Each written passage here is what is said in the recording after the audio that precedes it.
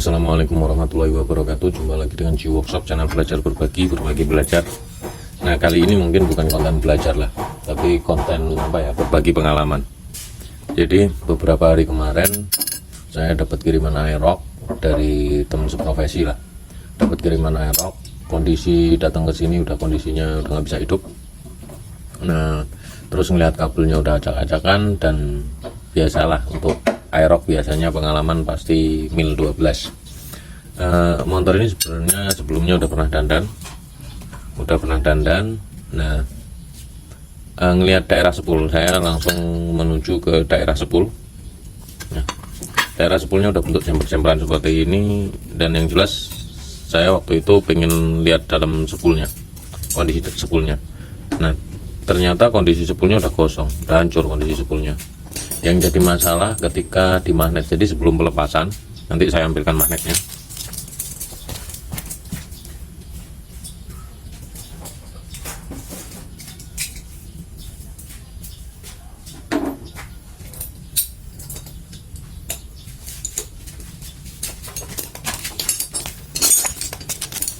Nah, yang jadi trouble kemarin ini, yang jadi trouble magnet ini. Nah, kemarin sebelumnya udah pernah di tracker, cuman trackernya dia ngambil kayak model Yamaha, trackernya model tracker samping apa nggak tahu lah, tracker samping sebelah sini. Nah, saran saya kalau untuk aerox jangan pakai itu. Kalau untuk aerox jangan pakai itu. Aerox atau Honda lah yang jelas yang susah. Misal ada Vario yang susah dilepas, jangan ngambil tracker dari bagian samping. Tetap ngambil dari bagian ininya, as rotornya ini, as magnetnya ini. Karena kemarin kejadian ketika dia ngambil sebelah sini.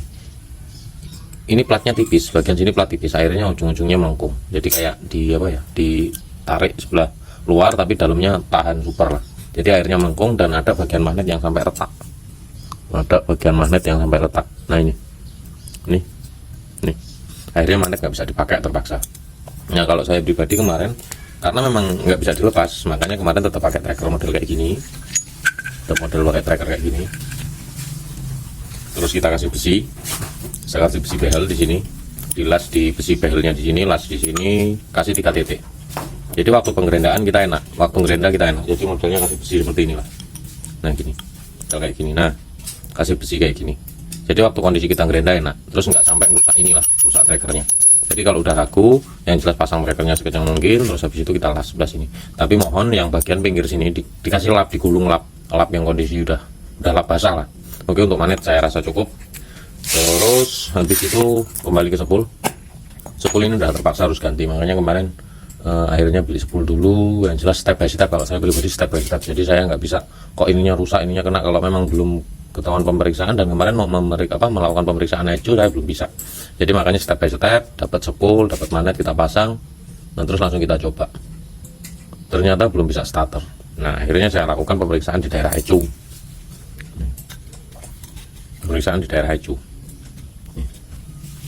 Nah, kalau normal saya langsung menuju ke bagian starternya. Ini bagian starternya sebelah sini.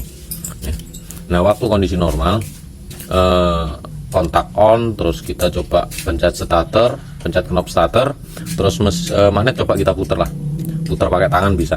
Nah, ini harus secara bergantian, jadi plus dan jadi minus secara bergantian. Jadi ini plus, ini minus, ini plus lagi, terus tertukar gitu. Jadi model sama seperti driver BLDC, brushless DC. Jadi motor DC 3 pas lah, Nah, ini. Jadi saya lakukan pemeriksaan di sini normal, di pinggir ini normal. Yang di tengah ini yang jadi masalah. Jadi waktu knob starter saya aktifkan, nah ini tetap aja jadi plus. Jadi dia nggak mau mati. Ini bagian ini. Nah, terus yang ini juga masih normal, yang ini.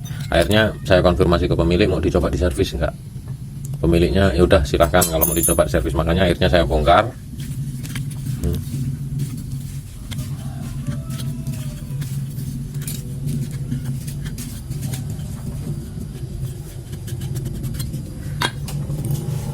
Nah, di sini ada 6 MOSFET.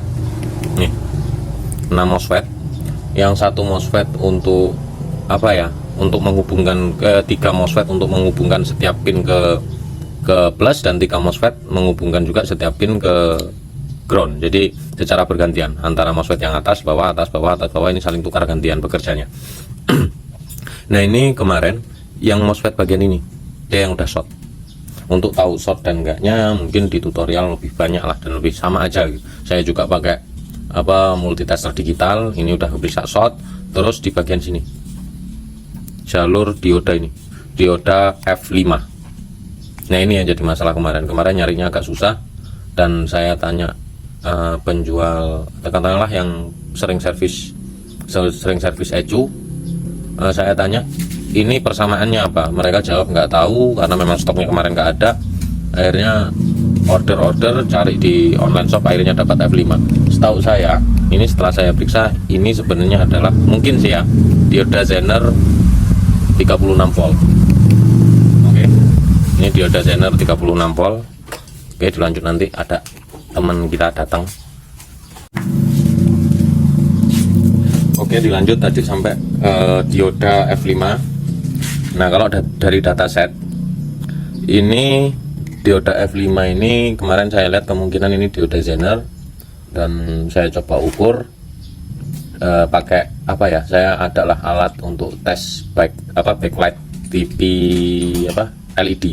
Jadi saya cek juga pakai alat tersebut, ini keluar data kalau ini dioda Zener. Cuman karena tanya-tanya ke sana infonya juga mereka nggak tahu, jadi saya ragu untuk ganti ini dengan dioda Zener karena mereka tetap lebih pengalaman daripada saya. Nah kalau untuk ini MOSFET N channel kekuatan 40 volt 120 ampere dengan tipe double side atau dua dua pendingin lah. Jadi di bawah juga dia nempel ke sini, yang atas ini nanti dikasih thermal pasta untuk nempel ke sini.